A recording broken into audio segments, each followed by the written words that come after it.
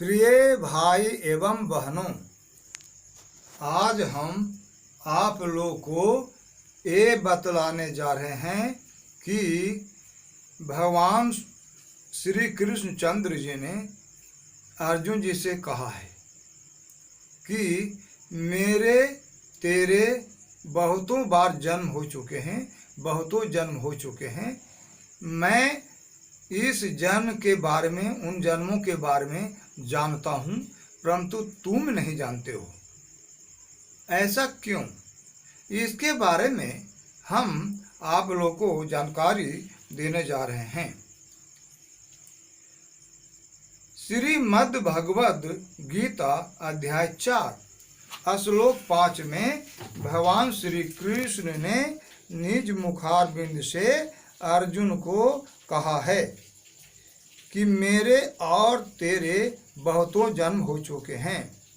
उन जन्मों को मैं जानता हूँ, किंतु तुम नहीं जानते।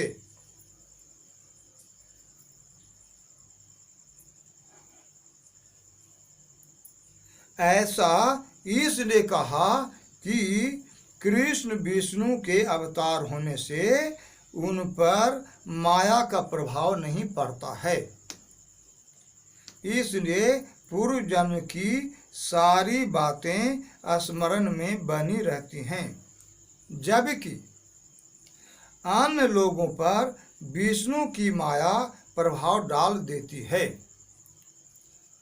जिस माया के फलस्वरूप सभी साधारण जीवों की स्मृति नष्ट हो जाती है। यानी पूर्व जन्म की बातें यादगारी में नहीं रह जाती हैं, सब खो जाती हैं, सब भूल जाती हैं। इसके पुष्टि हेतु सुखदेव मुनि जी के जन्म की बात मैं बतलाने जा रहा हूँ कि कैसे बुद्धि पर विष्णु भगवान की माया की पर्दा पड़ जाती है और पर्दा पड़ जाने के कारण कैसे बुद्धि खो जाती है, पूर्व जन्म की स्मृतियाँ खो जाती हैं, पूर्व जन्म की बातें यादगारी में नहीं रहती। इससे संबंधित मैं आप लोगों को जानकारी देने जा रहा हूँ कि जिससे ये पुष्ट हो जाए कि साधारण लोगों की बुद्धि पूर्व जन्म की बातों को क्यों नहीं याद कर पाती। एक बार की बात है कि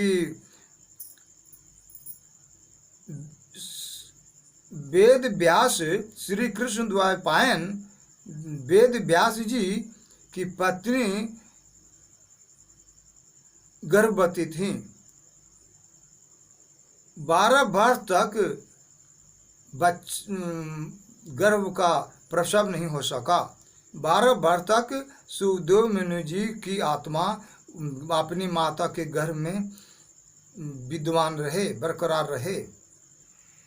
इस विषय को लेकर, इस बात को लेकर वेद व्यास जी को चिंता सता दी कि ये तो ऐसा बालक है जो अपनी माता के गर्भ से बाहर आता ही नहीं है। इसके चलते श्री कृष्ण द्वैपायन वेद व्यास जी श्री कृष्णचंद्र जी के पास गए और बोले कि मेरी पत्नी के गर्भ में जो बालक है उनको 12 वर्ष हो गए, परंतु अब तक गर्भ से वह बाहर नहीं आता। तब श्री कृष्णचंद्र जी वेद व्यास जी के घर पर गए और उस गर्भ में पलते हुए बालक से बोले कि हे बालक, तुम गर्भ से बाहर आ जा। परंतु गर्भस्थ बालक ने कहा कि मैं गर्भ से बाहर कभी नहीं आऊँगा। श्री कृष्णचंद्र जी ने पूछा कि ऐसा क्यों नहीं तुम अपनी माता के गर्भ से बाहर आओगे।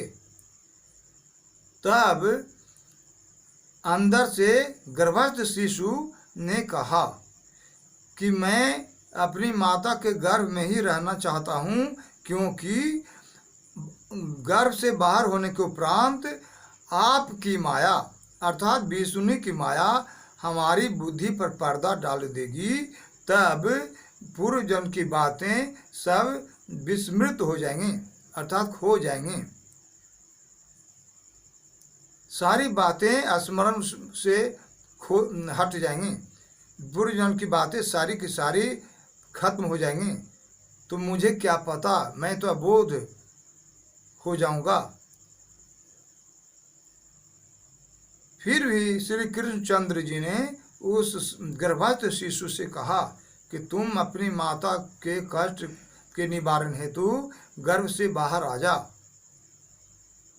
तब फिर उस सुखदेव मुनि बालक ने कहा, गर्भस्थ शिशु ने कहा कि तभी मैं गर्भ से बाहर आऊँगा जब आप अपनी माया की पर्दा हमारी बुद्धि पर नहीं पड़ने देंगे।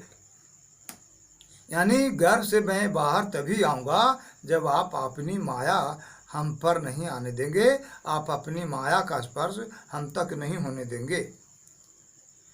तब श्री कृष्ण चंद्र जी ने करार किया कि ठीक है, ऐसा ही होगा, मेरी माया तुमको स्पर्श नहीं करेगी।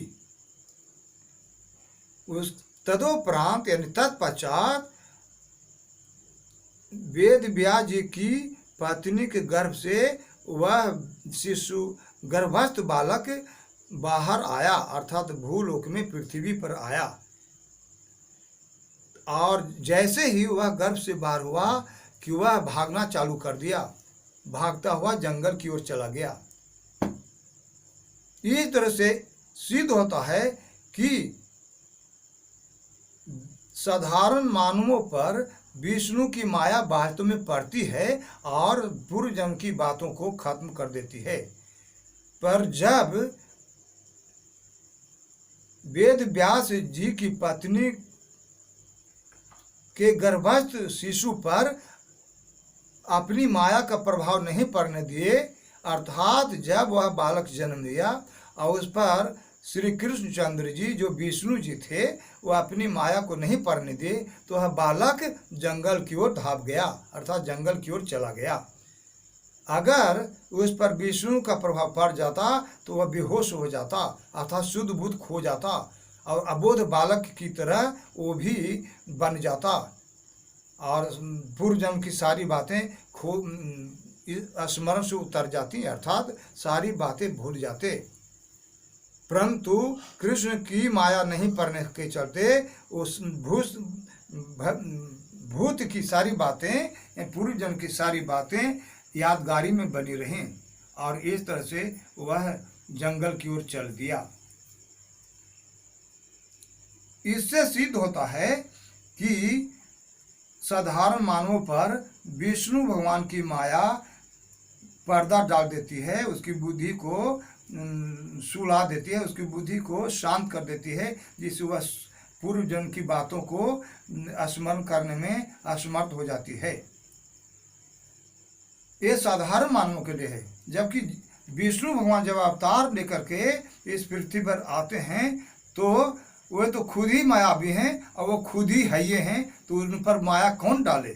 जब उन पर माया कोई डालता ही नहीं है या उन पर कोई डालने की क्षमता नहीं रखता है, तो उनकी सारी बातें यादगारी में बनी रहती हैं और इस तरह से पूर्व जन्म की सारी बातों को अवतार लोग जानते हैं। जैसे राम कृष्ण ये सब अपने पूर्व जन्म की जन्म जन्म की बातों को याद रखे हुए थे, ये उनको यादगारी बनी रहती है, असाधारण जीवों को नहीं, क्योंकि विष्णु भगवान की माया से उनकी बुद्धि शांत हो जाती है, अबोध बन जाती है, उनको किसी प्रकार का ज्ञान नहीं रह जाता, पूर्व जन्म की सारी बातें भूल जाते हैं।